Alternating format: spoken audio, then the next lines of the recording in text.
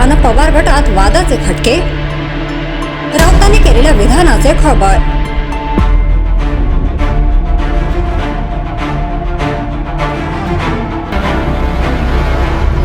आम्हाला मधल्या काळात शरद पवार आणि सुप्रिया सुळे यांच्याविषयी वाटले होते की आता संघर्ष सुरू राहील, पण दुर्दैवाने आम्ही तर अशा व्यासपीठावरही गेलो नसतो, असे म्हणत शिवसेना उद्धव बाळासाहेब ठाकरे पक्षाचे खासदार संजय राऊत यांनी मुख्यमंत्री देवेंद्र फडणवीस आणि राष्ट्रवादी काँग्रेस शरदचंद्र पवार या पक्षाचे सर्वेसर्वा शरद पवार यांच्या एकाच मंचावर येण्याबाबत विधान केले आहे। राऊतांनी सोमवारी 12 मेला प्रसार माध्यमांसमोर पवार गटाबाबत केलेल्या विधानामुळे महाविकास आघाडीत खटका ओढण्याची शक्यता व्यक्त करण्यात आली आहे, कारण आम्ही संस्थेची आणि सत्तेची पर्वा करत नाही, असे राऊतांनी म्हटल्याने शरद पवार गट आणि ठाकरे गटात वाद निर्माण होऊ शकतो असे सांगण्यात येत आहे।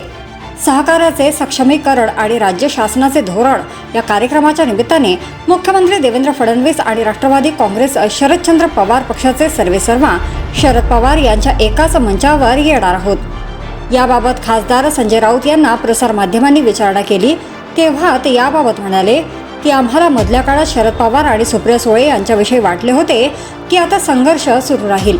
आमचा देखील संघर्ष सुरू आहे, पण दुर्दैवाने देवेंद्र फडणवीस यांनी गेल्या काही काळात पवार साहेबांचा अपमान केला, त्याची आम्हाला खंत वाटते, पण जर आम्ही असतो तर अशा व्यासपीठावरही गेलो नसतो।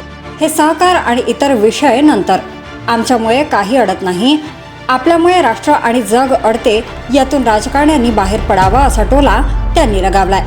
तर शरद पवार यांनी त्यांचा संघर्ष संपवलेला आहे असे तुम्हाला वाटते का? याबाबत विचारले असता संजय राऊत म्हणाले की मला असे वाटत नाही, पण त्यांच्या राजकारणाची पद्धत वेगळी आहे, आमच्या राजकारणाची पद्धत वेगळी आहे। आम्ही बाळासाहेब ठाकरे यांचे चेले आहोत, आम्ही सत्तेची आणि संस्थांची पर्वा करत नाही।